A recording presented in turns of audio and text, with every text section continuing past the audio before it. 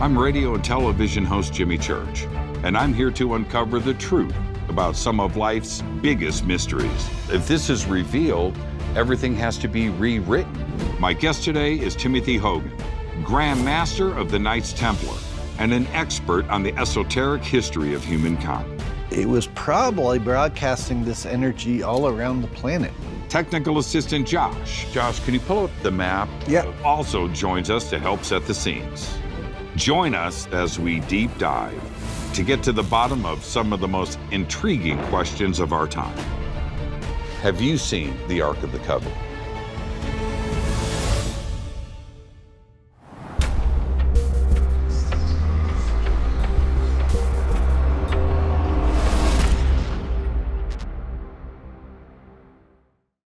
Welcome to Into the Vortex. I'm your host, Jimmy Church, and today we're going to jump into one of the most controversial subjects for this community, which is the Knights Templar. And our guest today is Timothy Hogan, Grand Master of the Knights Templar. And being able to go directly to the source for this information is not only important for the community, but it's very important to me. And I'm pretty excited about this. Josh, you ready to get this going? Oh, I'm excited. I'm fascinated with the Knights Templar, and I'm excited to continue my education. You're the right man for the job. Great. Well, welcome, Timothy. And we need to really just jump straight into this. And the most important question to start this off is, what is the true origins of the Knights Templar? Well, you know, most historians will say the Knights Templar were founded in 1118. Actually, the order was started as early as 1096. And it took a while before they got involved in Jerusalem. And, you know, they were doing stuff prior to the Roman Catholic patronage, which, you know, existed for a while until it was removed in 1307. Well, we have the historical side that we're all taught and the dogma that has been established since then, that they were there to escort the Crusades and to defend the Crusades and have a military presence there in Jerusalem. But then we have the other story, which is they were digging, they were searching, they were looking for artifacts and text, and some things may have been spirited out of Jerusalem. How can we address that from a historical perspective? Were they searching for things? They were definitely searching for things, and not only that, but there was a belief, a definite belief that there was a primordial tradition that had existed prior to a deluge, you know, which we would refer to as Atlantis. And that when it collapsed, there were pockets that had spread out to different parts in the world. So they were trying to seek out these different pockets to obtain what these pockets were preserving, and then also to dig in areas that they absolutely knew there were things to be found. Let me stop you right there, if I may. Yeah. You used the A word. Mm-hmm. You just said Atlantis, and most haven't connected the Templars with Atlantis. And when you say something like that, what are you actually trying to say? I mean, they started out looking at, you know, the Torah and the Old Testament and the stories of Noah. I mean, here's this story of there was this cataclysm that occurred where there was this massive flood. And they had connections with groups in the Middle East, particularly groups like the Druze and the Sabaeans and others, who were preserving and translating texts that alluded to these earlier civilizations, and including Greek and Roman texts. So they had exposure to the works of Plato and others, which talked about this pre-civilization. So they wanted to find out, okay, where's the technology from this pre-civilization? Where's the philosophy from this pre-civilization? You know, what was their religious beliefs? What has been preserved from it so that they could bring it back into Europe and get Europe out of the Dark Ages? Did they understand what they were discovering, and how did they translate that knowledge into something that not only that could be applied to their mission and what they were doing, but how do you understand a high technology culture, from Atlantis to their period. There were allusions to technology within the Bible itself, and that's what they were primarily looking at the time. There weren't a whole lot of books around, and so there were allusions, particularly within the Torah, talking about the Ark of the Covenant, which was this device that could do all these crazy things, and if people touched it, they would be electrocuted to death, basically. And they were working with people like Rashi of Troyes in France, who was a good friend of Saint Bernard of Clairvaux, who wrote the Rule for the Templars. And they were passing on a knowledge and a history of, hey, here, there are these artifacts and they are buried at certain areas, and this is where you can find them. So go down and get them. What did they find? So in their archaeological digging, they found a number of things. They did find a series of boxes or arks, which had also been incorporated on the Egyptian temple walls. They've discovered substances of, strange, mysterious substances is how they described it, that which we would call manna. Manna from heaven? Like manna from heaven, yeah. Right. But it was a substance that they learned that they could manufacture alchemically. They also they discovered these lost arts and sciences. They also discovered tombs of a number of holy people that they discovered their bones, and they collected them and brought them back. And some of this was a real problem because it was contrary to the narrative that the church was perpetuating at the time, but it was completely in line with their own beliefs. They tended to be more of a Gnostic persuasion, which was they believed that anybody through their own efforts could attain a direct knowledge of the divine. They didn't need a priest to do it. So let me jump in right there, Josh. Pull up the cartouche, because people ask about evidence. Okay, these are extraordinary claims, Sure. but how can you back this up? Yep. And I want you to look at this. This is from Egypt, and I call this a cartouche, but this appears to be a cartouche with an ark represented there. Is this what I'm looking at? yeah, that's right. It's an ark box, and it's levitating off the ground, it should be pointed out. And that cartouche thing that you're talking about is actually a field. It's like an electric field that's around it that's attached to it's like a rope that the pharaoh on the left is holding to control it. This is an example of one of these boxes, and you can find them all over the place. This particular one was at Edfu, where there's the Edfu building texts that also talk about Probably the most historic, important text on planet Earth, right there in Edfu. for sure. Here, the reason why I bring up the cartouche symbology is the Egyptians, when they represented something inside of this shape, the cartouche shape, it suggests nobility. It's related to the pharaoh. It's extremely important. Yeah. And so to have something like an ark represented here, it's huge to them. Yeah, it is my understanding, it's my belief, and certainly the belief of others, that what they were talking, they discovered these boxes were basically like capacitors. They could build up large amounts of electricity that would discharge, and if you didn't handle them properly, they could shock you to death. Do you think this is the Ark of the Covenant? Well, according to our Templar tradition, there were actually multiple arks that were discovered. Josh. Yes. This next image that Josh has, I think is extraordinary, because this, I think, represents exactly what you're talking about. Yep. Because here, it looks like we've got four. Yeah, and this is at Dendera. There's four arcs there, and you can see they're issuing forth the electricity out of the tops of them. There were multiple arcs, I think, that were being used around Egypt. Certainly one of them ended up becoming the ark within the Hebrew tradition. Some have even speculated that maybe the reason why the Pharaoh was even chasing Moses was because he had stolen one of these arks out of Egypt.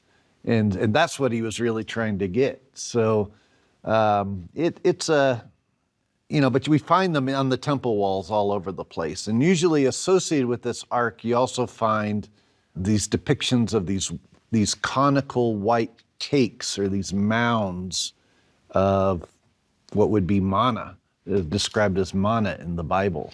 I'm going to swing back to that. Yeah. Is it possible that these arks, or one of them, made it out of Egypt and Jerusalem and back into Europe by the Knights Templar? Yeah, according to our records, we actually recovered 6 arks that we brought back into Europe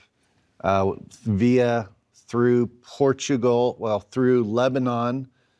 There's a site called the Tomb of Hiram, which you can find in Lebanon, and it's actually not a tomb at all. It was just a vault where these things were held.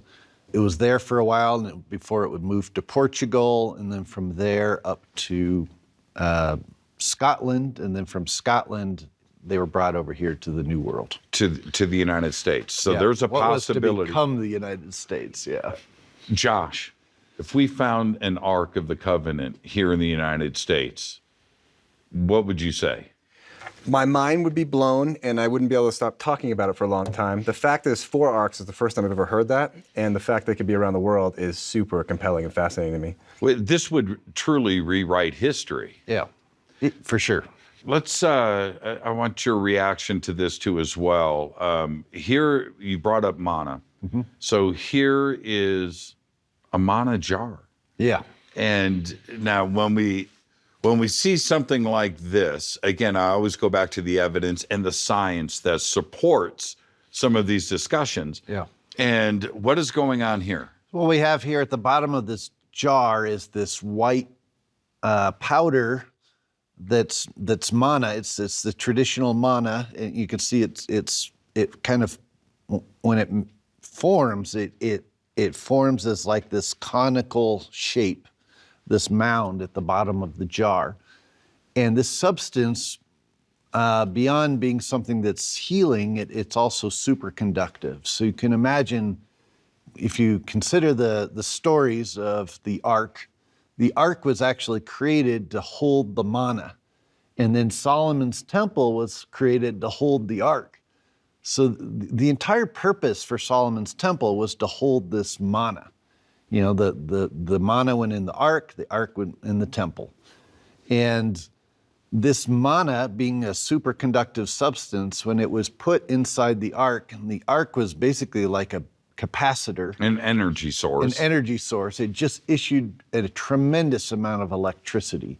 And this is the reason why nobody could touch it without dying. And this is a manufacturing process, and this is how this was done. Yes, and this is it, yeah. Okay, so again, it's back to the evidence into deep history. Yeah. And when we mention the manufacturing of this, of the manna in the jar, there's a cone shape at the bottom, but I think it's represented. Josh, if you could, yes, pull up this image here. Is that what we're seeing here, Tim? Yes, that's exactly what you're seeing. So as you see, the figure who represents Osiris is holding this cone-shaped bread, and he's handing it to the guy that has the heaven plumes of Amen on his head, and he's offering it to him. And the reason why it's that cone-shaped is because that's how it forms when you go to make it. And there's a lot of excitement in that image too as well. He's very excited. What is inside of the ark? You mentioned that possibly the manna manufacturing process is happening there, but it's like the biggest mystery in history. What is inside of the ark? Well, traditionally they said that the tablets, the what we would now know as the tablets of the commandments, were put inside the ark, as well as a pot of manna is how it's described. it should be pointed out that Moses had both the Ten Commandments and then he also had these tablets of testimony. And according to alchemical traditions, this tablet of testimony was actually this emerald tablet. But these things were put inside of the ark. From a power standpoint, that mana is really a superconductive substance. So when you put a superconductive substance inside a capacitor, like the ark, it just causes it to produce an immense amount of electricity that it just broadcasts out. I've got a couple of other images here that to me represent a vessel. I see a vessel here, and we just looked at a mana jar, and I see the connection. Is that what's happening? Yeah, so what we have here, so this is at Amiens Cathedral. So one of the things that the Templars did when they came back to Europe is they were responsible for building the first cathedrals of France. And inside these cathedrals, they put all kinds of imagery. Most people think of just biblical scenes, but they also depicted alchemical processes for manufacturing this mana. And this is one example of that. You see the figure holding, it's called an Athanor oven. It's an alchemical oven, and they're pulling a salamander out of the bottom of it. And what they're really depicting is, in the language, the alchemical language, a salamander, they didn't actually believe that lizards lived in ovens. But they knew that, like, you could break down the word salamander into the word sal and mandra, which meant sal meant salt and mandra meant stable. So what they were saying is you could extract the stable salts out of the oven after you've calcinated down all the other materials. And so this is what they're trying to depict. In this next image, where apparently we're seeing the exact same thing. Yep. And if somebody's walking past this cathedral and they see this, they would not make these connections, but the symbolism is right there. Correct. Yeah. Yeah. This is another one. This is at Amboise, but they're depicting the exact same thing. And these secret salts, these stable salts that they are extracting out, is the mana. This is the mana that they have to calcinate down the vegetable matter. In fact, for that matter, this is the whole reason why Moses witnessed God as a burning bush, because you have to calcinate down the material, and then you can extract the mana out of it. And this is what's being depicted. So if I'm understanding correctly, so let's back up. We have this representation now in Europe that was brought to Europe, the alchemical traditions from Jerusalem by the Knights Templar, correct, who discovered this in Jerusalem. And this is evidence of these alchemical and high-tech traditions that go back to Atlantis. Correct, yeah. And that they were also being preserved in Egypt after the collapse of Atlantis. You know, the story is that Egypt was one of the centers of preservation. Well, okay, so you brought up Edfu. Yeah. So in the Edfu text, and that history certainly points back to the origins coming from Atlantis. Yes. The same catastrophe is represented there in Edfu. Yes. And that is a direct Atlantean connection, which again goes back to Jerusalem, to the Knights Templar, back to Europe, and possibly to the United States. That's exactly right. Yeah, that's exactly how it goes. So, is there stuff here in the United States? There is. There are vaults here in the United States that had been brought over as early as the 1200s, is when the Templars, they would leave their port in La Rochelle in France and in Portugal, and they would bring this stuff, over here to the new land. They had the entire North America mapped by the 1350s, but they had been coming over here since the 1200s. And why North America? To keep things safe, I would think? Yeah, they were trying to create a new Jerusalem. They recognized that Europe was completely controlled and dominated by between the Roman Church and the monarchies. They were controlling everything, and people had no freedoms, no freedom of thought, no freedom of religion, no freedom of assembly. All the things that we take for granted now as Americans, they didn't have those things. So they came to the New World, they established connections with the natives here, and they brought these artifacts over, and then they set up a new system so that these things could be preserved. Will this eventually be revealed? Yes. And the reason why I ask that is history, the way that it exists today, nobody wants to change that. And the reveal of the Knights Templar, understanding, occupying, mapping, and spiriting artifacts and important relics into the United States and stashing them in these vaults. If this is revealed, everything has to be rewritten. That's true. Yeah, but it's the history. I mean, there were things, and especially I know you've talked with Scott Walter before, but his work with the Kensington runestone, that runestone was a land claim for North America that was created, and it was placed right in the center of North America because they had already mapped the entire continent. And the connection with the natives that were here, there are still certain tribes that continue to preserve and protect these vaults here in the United States. Now, you're the Grand Master of the Knights Templar. Yes. That's a pretty important position, right? The traditions today inside of the Knights Templar, are they the same traditions from the 1300s? They are. We don't pay any allegiance to the Roman Church anymore. We started out independent of the Roman Church. We had a brief period of time of patronage with the Roman Church, and then the Roman Church, along with the King of France, suppressed the Templar Order in 1307, and that didn't go too well. For 7 years, there was a lot of torture and burning at the stake. So Friday the 13th. Friday the 13th, that was the origin of that. At the core of what we are, we've always been dedicated to preserving this tradition. And we've had to adapt to the cultures and the habits of the different countries that we've lived, and the religious philosophies of the different countries that we have done work in.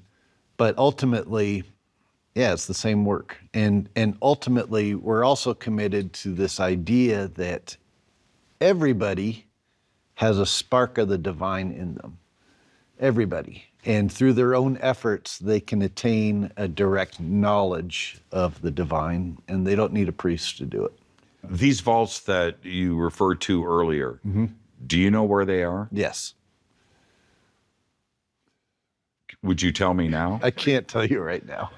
The importance of that, because when somebody hears that, they go, okay, well, this would change things. Why not speak about this now, and let's take a film crew in and see what's going on? I think we're building up to that. We had to make people aware of some of the origins of some of this stuff first. And one of the biggest challenges we're going to face once we do reveal it is, you're going to have a number of different countries that are going to try to claim these things for themselves. And we got to get to the point where we're past all that. I mean, these relics, these treasures are a gift to all humanity. They belong to all of humanity. They don't belong to any one particular power structure. Even though we're protecting them, we didn't even feel like they belong to us. We're just kind of preserving them for the future. So you could tell Josh, he won't tell me, and he can keep the secrets. But here's the thing: are these relics that would not only change history, but change the way that the Bible has been represented to us, and Jesus and God and Mary and Joseph? Is this something that could potentially just tip things over? Completely, yeah. I think a lot of things will have to be rewritten or understood in new light. It's not that what the Bible says is wrong per se.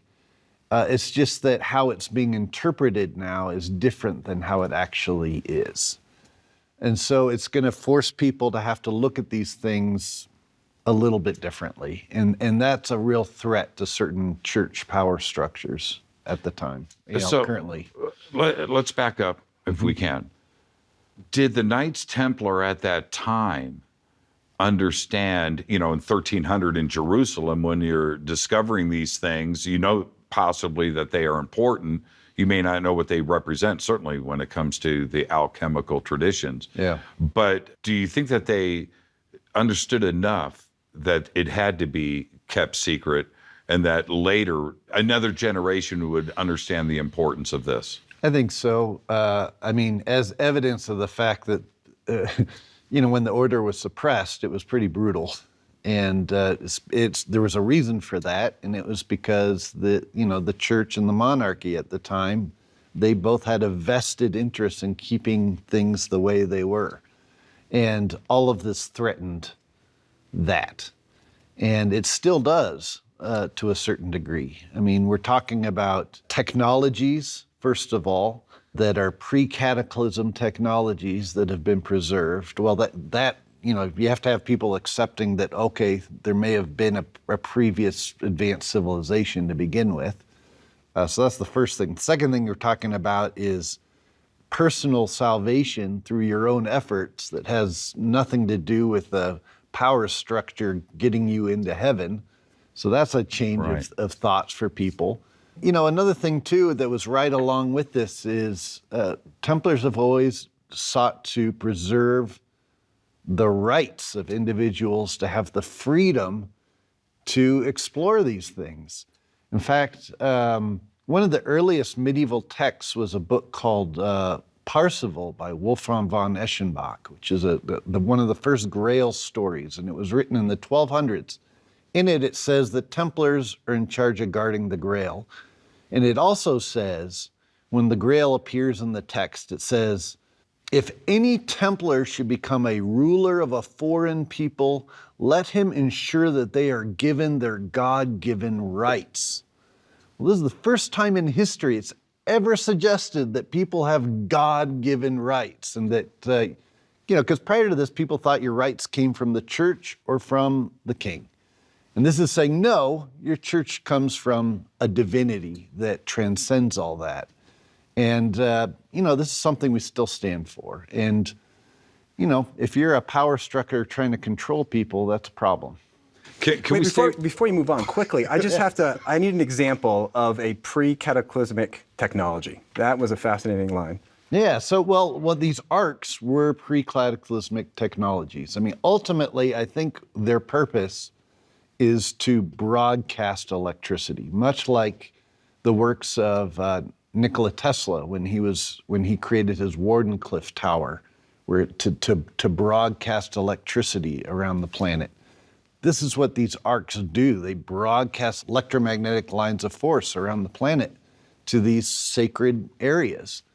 And, that's a problem too if you're trying to put a meter on having people pay for electricity. So when we talk about the ark and what may be inside of it, it's the dimensions of the ark too that I'm very curious about. And I think there was some pretty successful research into it may fit exactly into the box, some call it a sarcophagus, the box inside of the king's chamber, Yes. inside of the Great Pyramid. Coincidence? I think that is absolutely 100% right on. The Great Pyramid itself generates static electricity. If you were to stand on top of the Great Pyramid with a glass bottle with a wet rag on it and hold it up, sparks would start shooting off of the bottle from just from the natural, conductivity of how the electricity builds up from the desert.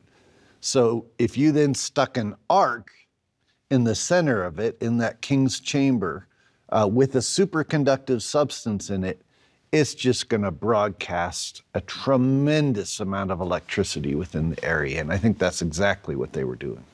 With all of this energy, the depictions of what is created with the Ark of the Covenant, you have to wear body armor to carry it. You can't look at it directly. Your life is going to change if you do. With the concentration of this kind of energy inside of the Great Pyramid, It could have done a multitude of things. It wasn't just one specific thing, was it? No, I think it was used for a lot of different things, but it was definitely broadcasting electricity out. And I think this electricity was being harnessed at the different temples in the region. In fact, if you look at most of these temples, they have stones with what are known as butterfly clips around the periphery of them. And these butterfly clips, we know that used to have metal in them. And so they were just basically like receivers for this electricity. So you could just kind of plug your things, whatever you had, into these things to run it. And I think this is one of the secrets of the ancient world that, you know, it probably got established originally by the Atlanteans. At least that's what history suggests, or myth, you could say. And then, you know, as things declined, it just kind of fell apart, and then people started stealing the butterfly clips for the metal or whatever. And staying on this, because the bronze, the copper, whatever metal they were using to bind these stones together, certainly suggest a large megalithic circuit board, if you will. But if you have multiple arcs clearly represented by the Egyptians, were these power sources for these different temple complexes and possibly other pyramids throughout Egypt? I think so. And if we also consider that the Great Pyramid itself is in the exact center of the land masses of the world, Right. it was probably broadcasting this energy all around the planet, which is a distinct real possibility. So when these boxes were removed, it's like it shut off the power for the entire planet, which is a real problem, you know, if you're using that for your little power base, your control. All of that is great. Have you seen the Ark of the Covenant? Yeah, I've seen one of the arcs. We currently, within the Templars, we have 6 arcs in our possession. We are aware of potentially 4 other ones. That's 10 total. But we're still trying to get to them at this time. Can you tell us where you saw that ark? Yeah, I saw it here in the United States. Really? Yeah. Did you wear body armor? No, because it wasn't activated. Right. Were you worried about that, though? Well, so part of what came with the ark was these rods. It is actually referred to as Aaron's rod in the Bible. But what these are is grounding rods. You can take the rod, stick it in the ground, and drop it against the ark, and it'll ground all the electricity into the ground so you can handle it. We need to circle back, though. Yeah. You mentioned the Holy Grail. Yes. And the way that Parsifal represented it, I think that it was more of an open book where we can interpret what the Grail actually was. Did the Grail make it to the United States? Did it make it over to the Americas? And what is the Grail? It did. The Grail has been represented as many things. I mean, it's been popular in recent years to associate it with some sort of bloodline from Jesus and Mary Magdalene. And while that may be true, you know, there were other depictions of the Grail as well. I mean, it was described as a stone that can burn the phoenix to ashes, after which it comes back renewed. Well, this was an alchemical metaphor. That's right. It was also described as an emerald that fell out of the crown of Lucifer after this war in heaven, and it was brought to earth by these neutral angels. Well, this emerald was really it was a metaphor for what was known as the Emerald Tablet, which is a tablet of alchemical instruction. And even beyond that, what it really is it's a substance that looks like an emerald. It's not even really an emerald. It's if you want to get down to it, it's a copper acetate that is crystallized copper that ends up looking like an emerald. And you can extract from these monoatomic mana atoms that are extracted alchemically. Well, back to Josh's question earlier, where this technology is older than we think, and the alchemical traditions go back, if we go back to the A word, right, Atlantis, we're pushing this back 10, 20, 30,000 years. Yes, yeah. Let me give you an example of how it has shown up in other ancient civilizations, the same technology. So we refer to it as mana. That's what we encounter in the Torah, or the Old Testament. It's referred to as mana. But we find the same word and the same substance being described in other ancient civilizations. For example, in ancient Sumer, the name of the alchemical science was known as graal, Graal, grail. So that was literally the name of the alchemical science. And they used it to create something known as shimana. And shimana was used to help with the flying craft of the gods, the Anunnaki. We find the same word in the Vedic texts as being called vimana. So we have mana, shimana, vimana, and these vimanas were also flying crafts of the gods from pre-cataclysmic times. In the Polynesian cultures, we find it being referred to as mana. Same thing, though. It's this force of nature that they're able to extract. Within the Gnostic traditions, like in the Albigensians of southern France, of which the Templars largely came out of, they used to practice a ceremony known as the Mani Sola ceremony. And it was like a communion rite with this substance that they referred to as mani. Well, this mani is the same thing as the mana, which is the same thing as the shimana and the vimana. And we also find it in, a number of other places. So it's all these ancient traditions were preserving the same thing, the same science from ancient times. And it tied in directly to these arcs. And this is one of the things that the Knights Templar got a hold of. How ultimately, Tim, would this change history? And if it did, and it should, for those out there that don't want this history changed, what kind of fight would, there's going to be some oppression, from the other side. How do you move this forward? Again, fundamental to this belief structure is that everybody has this source of the divine within them. So there's no one group that are the only chosen ones at the exclusion of everybody else. We're all in this together. Can the world handle it? I think so. I think we're getting to the point with our modern technologies, with our internet and our global community. We now are associating with each other more, recognizing our commonalities. We have to work together now as a world to solve problems and to do things that are for the best for the planet and for ourselves and for the other inhabitants of the planet.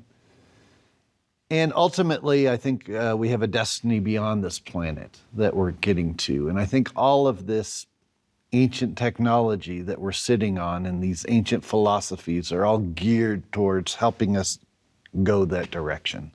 Does this conversation today, do I earn a pin?